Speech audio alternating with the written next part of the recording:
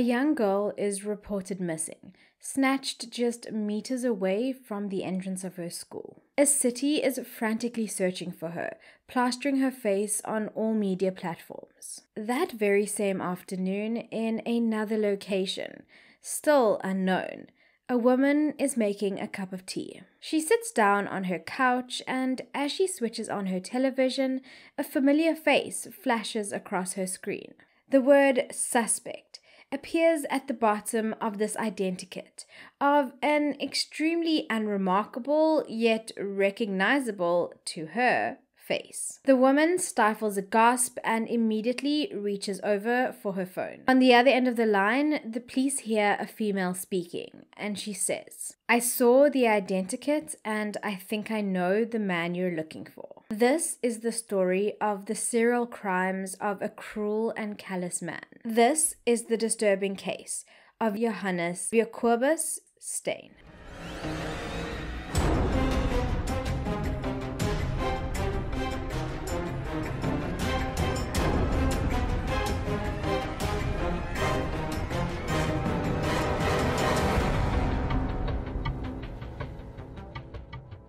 Hello and welcome back to the channel. First off, I just want to say thank you so much for 18,000 subscribers. I literally cannot even believe it. Next, I just want to apologize for the hair situation going on here. Do not be alarmed. I am just trying to transition my hair into the next color I would like to do with as little chemical damage as possible. And one last thing, my safety range has officially launched on my website bellamonsoon.com, and you can purchase this 10-piece safety kit for 375 Rand. It includes essentials like a window breaker, seatbelt cutter and whistle, a key knife, a kitty knuckle keyring which replaces putting your keys in between your fingers when you walk, a 140 decibel alarm which, let me tell you, this little thing packs a punch, and of course another essential safety tool, your Kubaton for amplifying force. And then of course there's just your super cute items like your sanitizer or lotion holder and bottle, your lipstick or chapstick holder, your pom-pom, and of course your wristlet. And this particular keyring is also available in 11 different colors or variations. So for the time being, due to certain shipping constraints and regulations, this range is available purely in South Africa. The really exciting thing about this range is that hopefully as it grows, I will not only be able to better equip other South Africans in order for them to protect themselves on a daily basis, but I will be able to generate an income from that avenue and hopefully in the future be able to spend more time creating more regular content for you guys. If you're able to purchase a keyring, then that would be amazing and I would be forever grateful. But if you can't, that is no worries at all. I would just truly appreciate the support on the pages that I have created for my shop Bella Monsoon accounts. And if you can share the videos I've created on there. Just getting the word out helps me a lot too, and every little thing is very much appreciated. But before I talk your ear off, for those of you who are new, let me introduce myself. And for those of you returning, I have put a timestamp on screen where you can skip to. So here it is in a nutshell. I'm a mental health professional who just so happens to be obsessed with makeup, true crime, and uncovering the motives that drive people to do what they do. So what this means is that every single week I post a brand new video looking at a real life crime from a psychological viewpoint. During these episodes, I also try to share psychological knowledge and concepts that you may or may not be aware of in an easy to understand format. So if all of that sounds like something that is right up your alley, then please do consider subscribing and joining the Bellaboo family. But if you're more a fan of podcasts, no worries, I will not hold that against you. You can find me on all major streaming channels for my sister podcast, Murder and Mayhem South African True Crime. So just a quick disclaimer for today's episode. Today's episode contains material citing murder and assault of minors. As always, I mean absolutely no disrespect to any of the victims mentioned nor their families. The purpose of this video is purely to shed further light on the heinous crimes that were committed while spreading awareness about the psychological nature of the narrative. This episode has been thoroughly researched by myself and includes, where available, real-life accounts, video and footage of individuals involved directly in the case. So, let's get into it. Please note, the following events are as per witness testimonies and accounts. However, it is not known how many more incidents occurred that have not been connected to this perpetrator.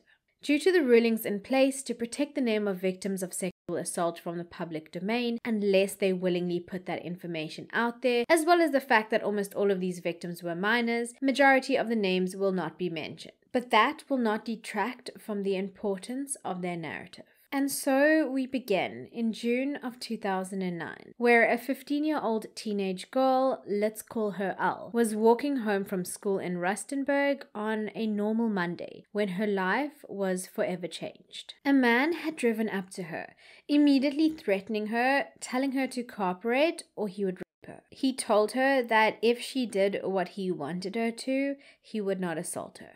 He then proceeded to pull a black balaclava over her head and drive away with her. In the vehicle, he fondled her and assaulted her before ordering her to stand up. He rubbed himself against her, and when he was done, she noticed there was something running down her leg. Upon closer inspection, she had realized it was semen. He used a towel and wet wipes to wipe it off and clean her up. Then, since he was now done with her, he abandoned her in a ditch. It was at this point that Al had hysterically called her mother, shocked, emotional, and in tears, begging her to please come and fetch her. Al would later state that even years later, she was terrified of going anywhere alone. But her perpetrator was only warming up. On the 11th of November 2008 and the 22nd of June 2009, he struck again, with the same MO. He would don a disguise, force his young victims into his vehicle, kidnap them, and often take them to remote locations before assaulting them. 4 months later, the same perpetrator set his sights on a different location, Potchefstroom, which is about 150 kilometers away from Rustenburg. His next victim was a 12-year-old girl. Let's call her T. It was November 2nd of 2009, and T was heading home from a shop when a man jumped out of his vehicle and pointed a gun at her. She initially thought it was a joke, but he had then grabbed her, blindfolded her, and covered her head with a red balaclava before driving her to an unknown location. There, he told her to lie on the ground before he lay down on top of her. He then pushed, in her own words, a vibrating thing against her and then between her legs. She would later recall the man not doing anything, or perhaps her not feeling anything, before he got up and got back into his vehicle, leaving her standing outside alone. She first thought that he was going to run her over, but then he began to drive away. She had seen a man in the distance, and for a while she contemplated whether she should approach him, terrified that he too might her. Eventually, though, she had approached him and he had helped her and taken her to her sister, where they had then phoned her mom. After the assault, her father would recall how she did not cry, but he definitely could tell something was wrong. T would say that although she felt like she had overcome the trauma of the she still had nightmares about this man, a man who was targeting a new location. On Valentine's Day, the 14th of February 2010, a 16-year-old girl, let's call her M, was kidnapped and in Vanderbijl Park, which is about an hour away from Potchefstroom. Her attacker had said to her that she should keep quiet, or else she would get hurt. She had been on her way back from a cafe down the road when a white bakkie had stopped alongside her. Her kidnapper, who had donned a disguise, which was usually a wig and glasses, had pointed a gun at her and told her to get into the vehicle. In similar fashion to his past victims, he placed a balaclava over her head and drove her to an unknown location. In the vehicle, her hands were tied to the passenger door handle. When they had stopped, he then proceeded to pull her pants down to her knees and rape her. Em would later state that even years later, she still thought about the incident and she found it hard to trust anyone. This would be a feeling that most, if not all, of his victims would experience. On the 7th of March of that very same year, another victim, let's call her Jay, who was 16 years old at the time, was kidnapped, blindfolded, and assaulted whilst walking to a cafe with her sister. Her kidnapper was disguised in a wig and sunglasses. After she had been abducted, the perpetrator undressed her and saw that she was menstruating. He then told her that it was her lucky day. He then took out a machine and he used this to assault her. After the assault, the perpetrator had kept her hairband, her purple t-shirt, her underwear, and her shoes before leaving her stranded. The next girl to encounter this man was S, an 18-year-old girl from Potchefstroom. She was walking to the nearby cafe from their home with her 11-year-old brother when a bakkie had stopped next to them. They had only been 2 doors away from their home. Although the man in the bakkie had tried to grab her and drag her into the vehicle, she had bravely and successfully fought him off. S had then shouted to her brother to go and call their father before she slammed the door of the bakkie shut and ran home. The perpetrator, with no number plates on his vehicle, had driven away in haste, unsuccessful. Up until this point, the perpetrator had waited months, around 4 to 5 months on average, between incidents. To our knowledge, at least. After this last encounter with S, though, his cooling off period, which is a term used to describe the breaks that serial offenders take, shortened. It was a mere month later when not only did he attack again, but this time he targeted 2 girls. Perhaps his failure with S would explain why his behavior and his pattern had changed. And for his next attack, he once again targeted a different area. On the 5th of September 2010, in Elandsport, Pretoria, a 14-year-old girl, Lazanne Farmer, and her friend, a girl she had met at a party the previous evening, who was 16 years old at the time, were kidnapped while walking to the local shop to buy a cool drink.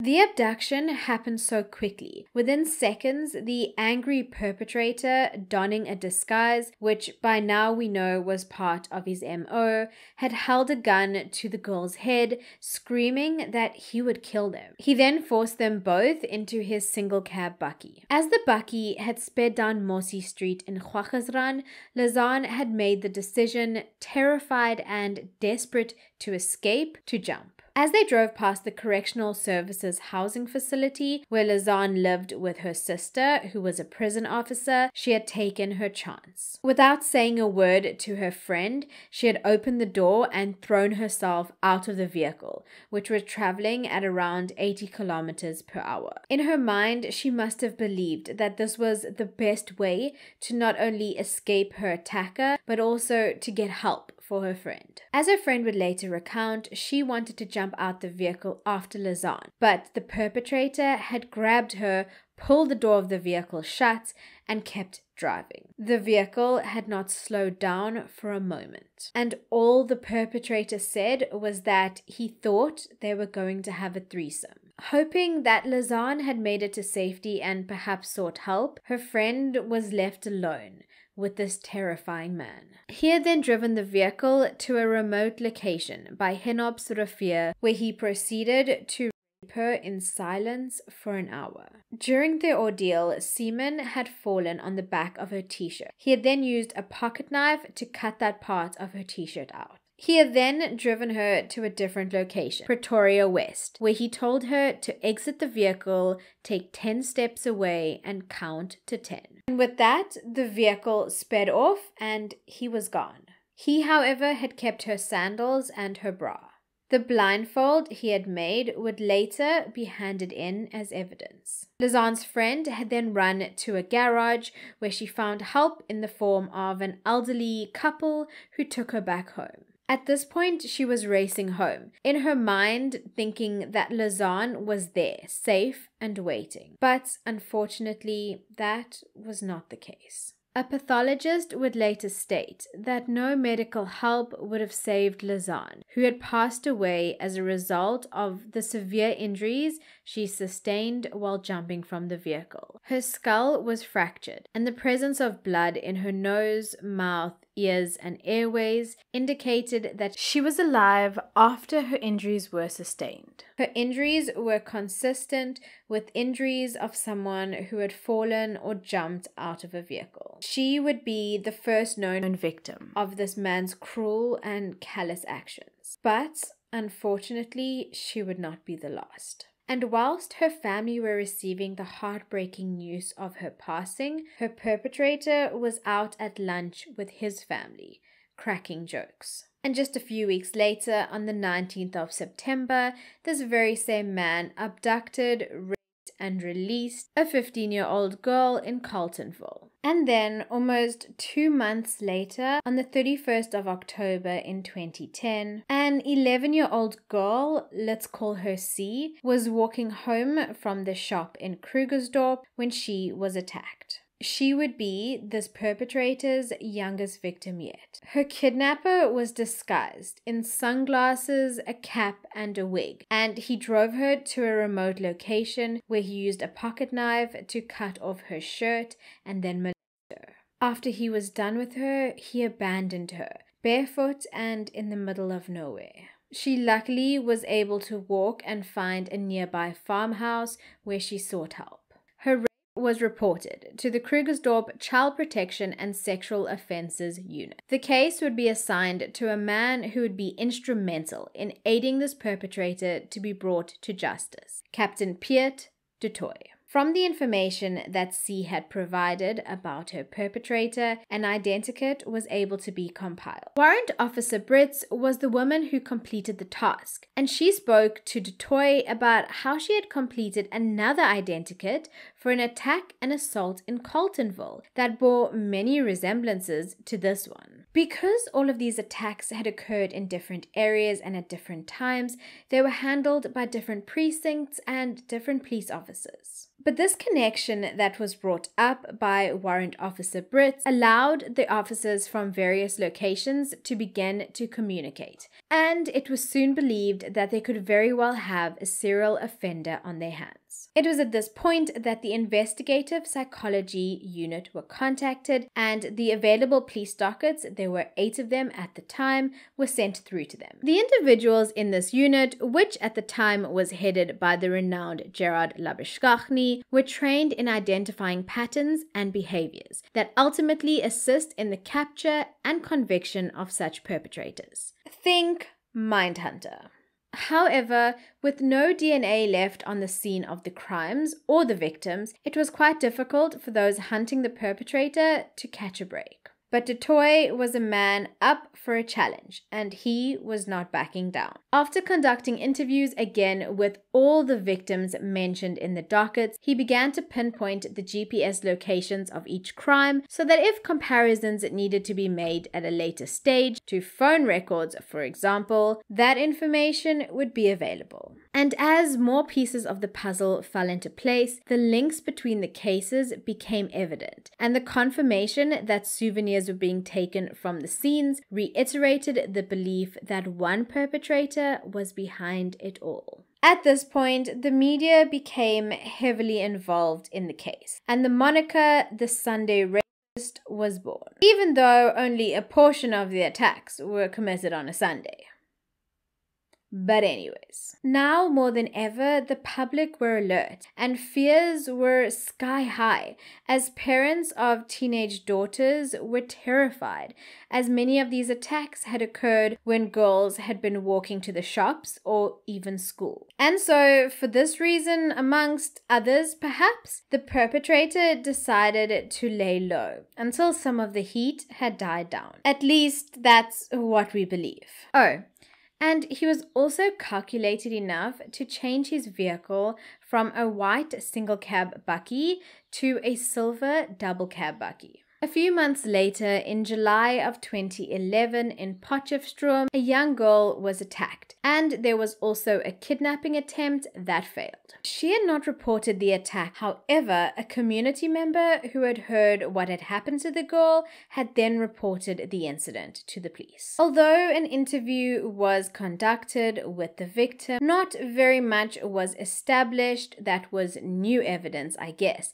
besides the very important fact that the vehicle had potentially changed. Unfortunately, though, it would take a tragic loss of life for this reign of terror to come to an end. On a spring day in October of 2011, two teenage girls were walking on their way to school when their lives would forever be altered. And the subsequent ending of one young girl's life would lead to the eventual capture of the man whose cruel actions had spanned so many months. But before I get ahead of myself, let's meet Louise de Waal. Louise, fondly known as Weezy to friends and family, was 16 years old and just a few days away from turning 17. She attended Die Berge High School and lived with her mother, Shireen. Herself and her mom were extremely close and enjoyed spending mornings laying in together and just being in each other's company. And it was a seemingly normal school day, October 12th, a Wednesday, when she was walking to school with her best friend. Just 800 meters from the school gate, the two girls had been talking excitedly. Their interaction was cut short, however, when a man in a silver double cab Hilux Bucky had pulled up next to them. He exited the vehicle and grabbed Louise, a gun in his hand, but was not giving up her friend without a fight. She had grabbed onto Louise, but the man told her if she didn't let go, he would shoot her. The last image she would have of her friend was Louise frantically gesturing through the window. As she ran, the vehicle sped away. Shireen, who was just drifting back to sleep, was awoken by a banging on her front door. She opened to see a frantic who explained to her that Louise had been kidnapped. The police were called and shortly arrived at Louise's home. Once again, Officer Brits was called to compile an identikit based on Natasha's description of the perpetrator. Before the task was complete, she realized that it bore much resemblance to the perpetrator that they were already looking for. This completed identikit was then shared along with missing posters showing a teenage girl with a bright smile and kind eyes in a school uniform. But although Louise would be found just 3 hours later, it would be a heartbreaking discovery. At around 11 a.m., Jeanette Ferreira went to check out the smoke that her brother Tianus had spotted on the edge of their farm in Marapeng, Magaliesburg. It was a wooded area, so she had to park a short distance away. As she approached the clearing, she saw that the flames were out, but the grass was burnt. And in the center of the burnt patch was what appeared to have been a body, burnt beyond recognition. A later autopsy, as well as testimony from forensic pathologist Dr. Gina Rao, would highlight that Louise was still breathing when she was set alight. A pair of earrings and a belly ring was all that survived the blaze. And so a different unit had been called out, because after all this was a different jurisdiction, a different area to the previous cases. The forensic investigations were underway, and soon neighboring police stations were being called to ascertain whether any missing persons reports matched the items and identifying features of the discovered body. Shireen would later that afternoon identify her daughter by her jewelry. Although Louise had not survived her ordeal, the discovery of her body would bring the reign of a serial rapist to an end. And here's how the next few hours played out. That very same afternoon, in a home in an undisclosed location, a woman was making a cup of tea. She sits down on her couch, switches on her television, and a familiar face flashes across her screen. The word suspect appears underneath this identikit of this fairly unremarkable but kind of recognizable face. The woman stifles a gasp and immediately reaches for her phone. On the other end of the line, the police hear a female voice say, I saw the identikit and I think I know the man. And so, as the hunt for the perpetrator intensifies, a vital piece of the puzzle has been provided. To this day, the identity of the caller remains unknown. Which is also why I always say, if you see something, say something, because you can make a massive difference. After narrowing down the search using the suspect's name, the team had 17 individuals across the country. The search results were further narrowed down by the fact that the witness had provided a second name as well as a location for the perpetrator. After searching police records, one man in particular stood out because of a prior conviction against him. But more on that in a little bit. On the grounds that this particular man could be the Sunday rapist, his property was scheduled to be searched. After a search of the suspect's property was conducted, a pink and grey school bag was found in a black bag in the back of a silver bag. On the bag were stickers with the name Louise de Waal on them. In the bag was also a cell phone cover, and in a nearby trash can they would find a SIM card, which would later be linked to Louise. With enough evidence to warrant an interior search, the police continued. Little did the team realize that at one point the suspect had been right down the street. You see, he had been on his way back home after picking up his son from school in his family's other vehicle, a gold Mercedes-Benz. After avoiding the scene that was his home, he had dropped his son off at a family friend's home before calling his wife. Apparently, during this phone call, he confessed to kidnapping another girl and admitted to being a monster. He would also speak to his brother as well as another friend, confessing to the murder he was being sought for. And after tracking his cell phone, it was discovered that he was on his way to KwaZulu-Natal, where his brother coincidentally lived. And so it was that Piet du Toit from the Krugersdorp Police Family Violence, Child Abuse and Sexual Offences Unit eventually would speak to the man's brother. During this conversation, he would tell him to convince the suspect in question to get in contact with du Toit, as it was in his best interests. And would you know, the next morning at 4 a.m., Piet received a phone call. The man on the other end, you may ask?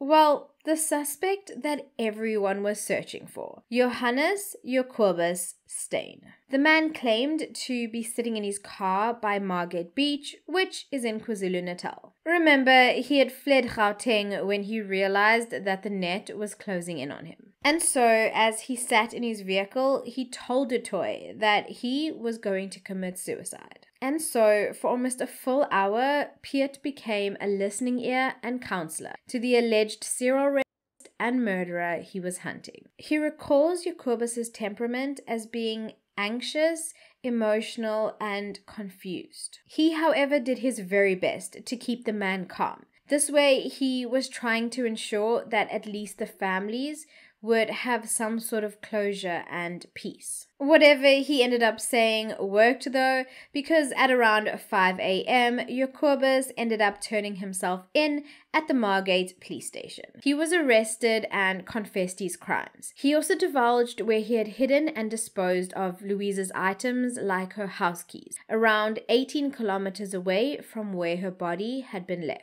The kidnapper and murderer of Louise de Waal had been captured. And very soon it would be confirmed that her attack was just the tip of the iceberg. And as proceedings for the case and the trial began, Louise's family held her memorial. On the day, the hall was full of bunches of pink and white flowers, and packed with friends and family, all gathered to say their farewells to the bright and bubbly young girl. A haunting rendition of Over the Rainbow, played on the saxophone, was heard during the service, as Louise was described as being one of the brightest girls in her class. She was said to have received certificates for 2 distinctions, as well as her prefix blazer the following week. I thank you for the love you have shown me, but now it's time I travel alone. So grieve you must. Then let your grief be comforted by trust. It's only for a while that we must part, so bless the memories within your hearts. After the service, the family moved to a marquee and outdoor space where white doves were released. A photograph captures a moment of Louise's mom, Shireen, kissing a single white dove before releasing it. And as the doves flew away and the tears streamed from the faces of her loved ones, Louise was laid to rest, gone but never to be forgotten. Although it felt as though the hardest part was over for the family, the long road to justice was just beginning. After his arrest and transport back to Gauteng, Jacobus gave a full confession to a magistrate, confessing to the murder of Louise de Waal as well as other charges laid against him. His wife had also started divorce proceedings against him right after his arrest. Initially, photos and videos of Jacobus were banned due to concerns that identity parades could be compromised. However, when the trial eventually began in 2012, that order was withdrawn, and it was ruled that only the identity of the minor witnesses or those who had been minors at the time was to be respected. And that is a pretty stock standard rule. Very soon, though, Jacobus became a fan of the attention he was receiving in the press. Think Rosemary and Lovu. He even made a joke with one of the photojournalists about receiving R1 for every photo taken. Okay. So although he had initially confessed in front of a magistrate, when it came down to it, he pleaded not guilty to all of the 37 charges laid against him. These included kidnapping, rape, sexual assault, murder, attempted kidnapping, and an attempt to commit a sexual offense. Yep, he basically retracted his confession and now he was pleading innocence. During court sessions, he appeared quite calm, holding an Afrikaans Bible, which his brother had given him, tightly in his grip. And so the trial began, and with it, the witnesses, as well as the victims of this suspected Sunday rapist, would come to the forefront. Out of all the victims who testified, only one decided against testifying in camera. For those unfamiliar with the term, it basically means testifying in private with the media and the public excluded. In some cases, this would involve a two-way glass being used where the public, the judge, the prosecutors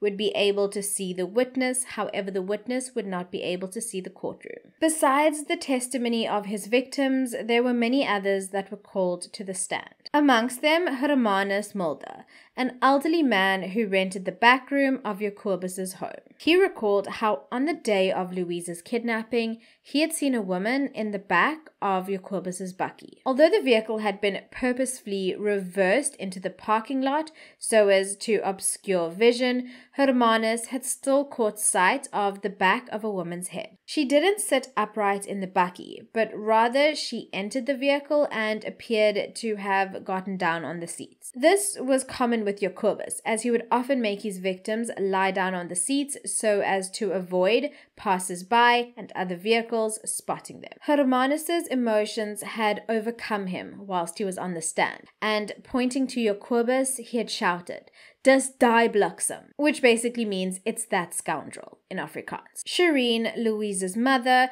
would also take the stand and testify to the impact that the loss of her daughter had on her life. During the trial, she came face to face with the man accused of taking her daughter's life. She had said, "My life is shattered. I can't cope. I can't function. My heart is broken. I'm on medication." Besides the emotional toll that the loss had had on her, the financial burden she faced only grew. After her daughter's death, she ended up losing her job, and at the time of her taking the stand during the trial, she was on the verge of losing her home, as she no longer had a source of income. She had walked up to Jacobus during a courtroom break and said, "Jaco Steyn, I am Louise de Waal's mother.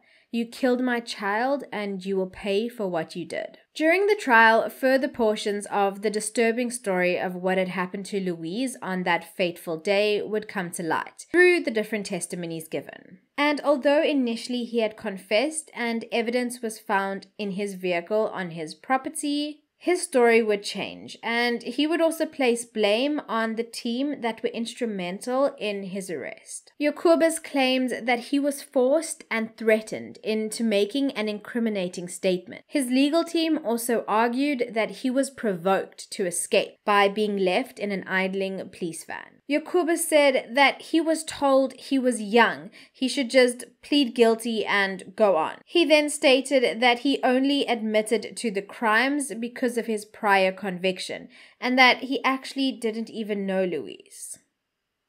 Much later during the trial, a letter was obtained that Jacobus had sent to a female friend. Within this letter, he had mentioned how he forced Louise to perform oral sex on him. She, in his own words, did it well too.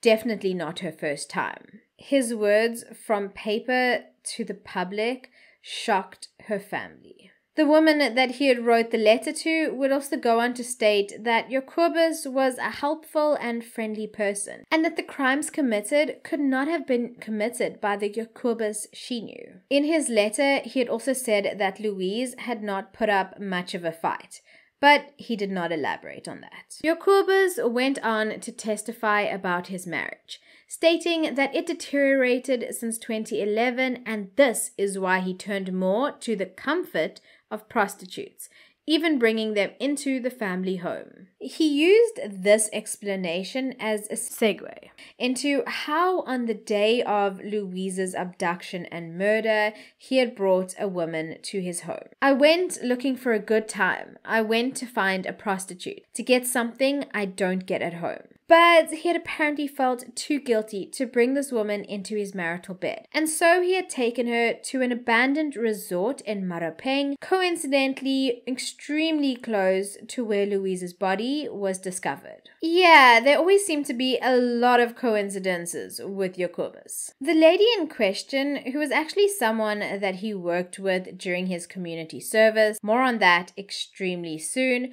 would testify that not only had she never been to his home, but she most certainly did not sleep with him in an abandoned holiday resort. Other witnesses who he claimed as alibis would also testify that they were not with him on the day in question. He provided numerous alibis, from various prostitutes to friends, but when it came time to call them to the stand, he said that they had refused to testify or he could not reach them, and he was not going to force anyone to testify.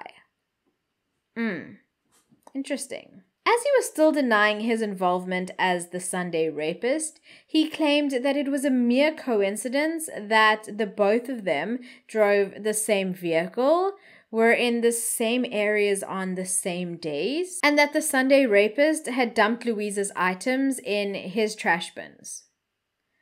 Yeah, makes so much of sense. Seems highly plausible and likely. Never fear though, by the end of the trial, the story would once again have changed. And then his wife testified.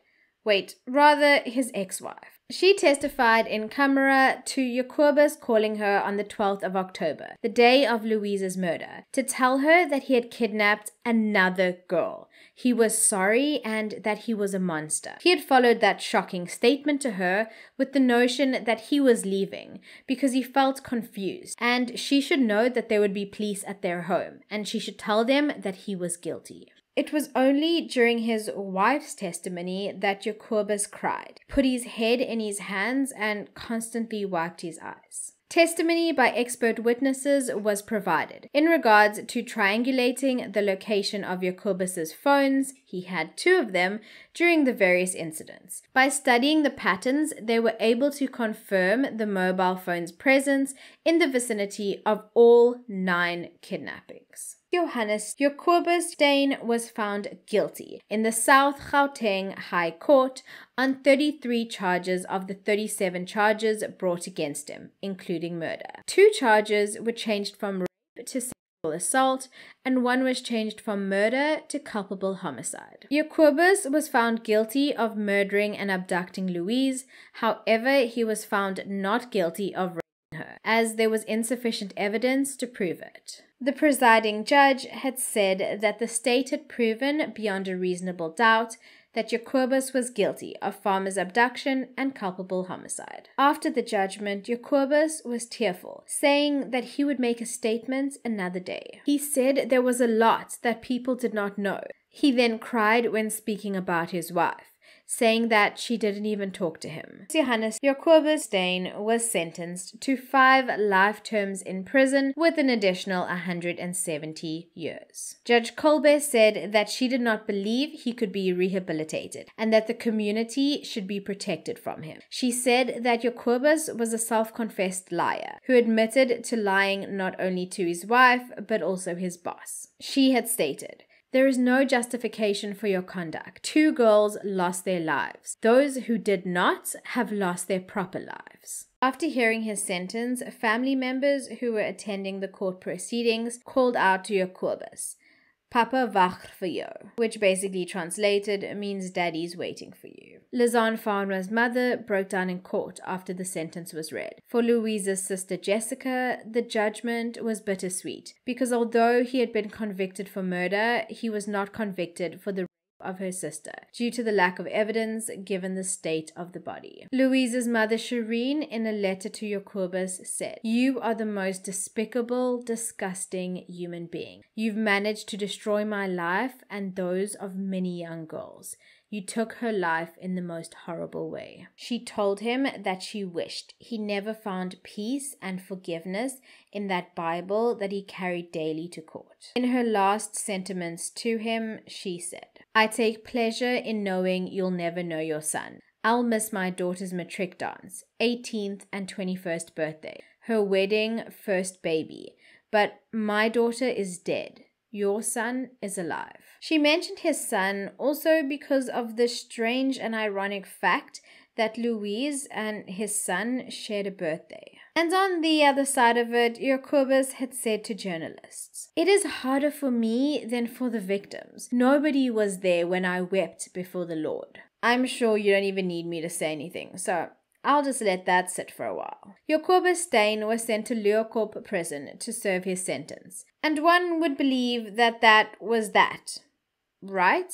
But if you're familiar with the narratives that I share, you will know that there is always more to the story. And more to the story there was. In January of 2014, wardens at Leeuwkop prison foiled an escape attempt of none other than, you guessed it, Jacobus Steyn and another man, Henry Oka, a Nigerian terrorist. Yeah, he's rolling with a great crowd now. The wardens had found marks on the bars of the cell that the 2 individuals shared with 5 other prisoners and realized that something was afoot. Shortly after that incident, Jacobus was moved to CMAX, a maximum security prison in Pretoria, where he remains to this day. So you've heard about his crimes as well as the horrific incidents with his victims. But now it's time to learn more about the man behind the macabre. Johannes Jacobus Steyn, known to his friends as Jaco, lived in the leafy suburb of Wilrow Park with his wife Melanie, their young son, and 3 dogs. Prior to that, they had lived in a gated complex in Krugersdorp. He was 33 years old and employed full-time at a carpentry company, whilst his wife was employed at the University of Johannesburg. According to those who knew the family, the couple were religious and attended their local Seventh-day Adventist church. There was never any reports of loud music or noise from their house. They would often receive prayer groups from the church in their home too. This is also why so many refused to believe the allegations when they hit the media. A reverend from the church they attended would later say, "They had braais without a drop of alcohol. He spoke only pure Afrikaans, and I almost want to say was a pillar of the community." To the public eye, the happily married couple with their young son were the picture-perfect family. But just beneath the surface, the dark truth lay. According to the police reports, explicit adult material featuring children was found on Jacobus's computer. During his trial, he admitted to being addicted to pornography and child pornography. He had likened his addiction to that of cigarettes, saying that it interfered with his work. On his property after the search, burnt caps and wigs which he had used as disguises, along with adult toys that he had used to assault some of his victims, were discovered. Remember that prior conviction as well as the community service that I briefly mentioned? Well, here's how it ties in. It would come to light that in 2007, he was arrested after abducting and sexually molesting minors at a bus stop in Roodepoort. What? And that's not even the most disturbing part. There's more. He was convicted and sentenced to 3 years. However, that sentence was just commuted to community service. And if that's not bad enough, here's the kicker. The community service was to be done on Sundays at a hospital. A hospital that is frequented by all age groups. I don't even have words at this point. So yeah, he was given cleaning up duties for raping children. I'll just let that sink in. It will also turn out that only his wife had been aware of his record. The following year, it is thought that his reign of terror began in November of 2008. Whether there are more victims that have not come forward, we cannot know. After the trial was complete and a sentence was given, it came to light in an admission by Jacobus himself that when he was only 15 years old, he had apparently first raped a girl. This rape had not been mentioned throughout the trial. After being questioned if all of his assaults had been revealed during proceedings, he answered quite shortly that there were cases from years back that they just simply couldn't find the dockets for. And that's all he would say. Well, that's besides the conversations he had with the press when the families of the victims weren't around, that is. Later, Jacobus would admit that he had kidnapped Louise and then eventually murdered her. When asked why he chose to burn her body, he said it wasn't impulsive. He just couldn't decide what to do with her. He said, "I'm not sure why I killed her. It's a long story." He would then claim on multiple occasions that he was writing a book and that all the information that the press wanted to know could be found in that book. Luckily, as the law stands, no one convicted of a crime can profit off that crime in any way or form, whether it be movies, documentaries, books, etc. Point is, Jacobus said that he began writing his book when he first arrived in prison and that by the time he was done, it was going to be a bestseller. He also believed that he would be rich after the book was published. Yeah, that's how his mind works. And so, as with every episode, we're never happy with the surface, so let's dig even deeper. Given the fact that it appears that for Jacobus, lies flow easier than beer at a football game, one cannot place too much emphasis on his self-confessed narrative. Let me explain. He stated in an interview that he had never been molested as a child, and that he had even visited a hypnotist to confirm this. Also, according to Jacobus, he lost his virginity at the age of 12. He then claimed that a psychologist later told him that this was when he reached his sexual peak, and this was why he preferred girls of that age. Yeah, I wouldn't place my money on a mental health professional saying that. But anyways, clinical psychologist Franco Fisser testified as an expert witness to the fact that Jacobus could not be rehabilitated, had very little control over his urges, and could not stop his criminal habits. He also said that Jacobus scored high in regards to the presence of narcissistic and psychopathic traits. He further stated, "The chances that Steyn would commit violent crimes again in the future are high. Steyn is a psychopath, habitual liar, manipulative, feels little or no remorse for what he did to the victims of his crimes, and has a strong need for control and power." He attested that Jacobus did not take responsibility for his thoughts, behavior, and conduct, constantly shifting the blame. This is also evident as at points during the trial, Jacobus kept gesturing over to his estranged wife, saying, "Do you know how it feels when the woman you love pushes you away and says she doesn't want to have sex with you? Don't you think this led to my doing such deeds? I get no satisfaction at home." Yes, you heard me correctly. He blamed his wife for his actions and behaviors. especially towards Louise. It was evident that he held a deep resentment and anger towards her, which Visser believed could possibly even endanger her life.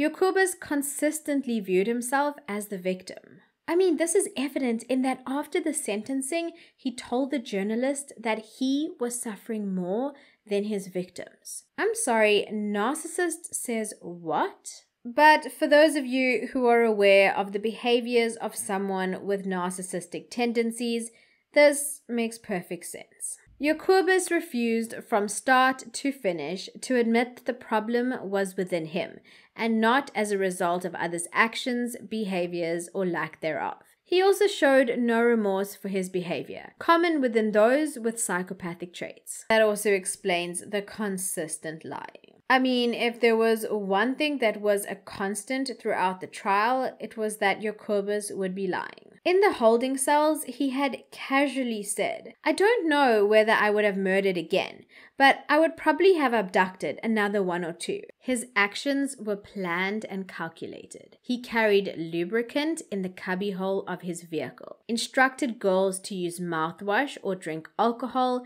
to remove traces of DNA from their mouths, and use wet wipes when he was finished. He would also ensure that he used condoms or simply did not ejaculate. Jacobus's behavior towards his victims echoed the sentiments shared by Visser and other experts on the case. In many cases, the act of rape itself is seen as a desire for power and control, and this is evident within Jacobus's actions. Expanding upon his manipulation and pure narcissism, he would tell his victims that it was their lucky day and that they were going to enjoy the actions he was doing.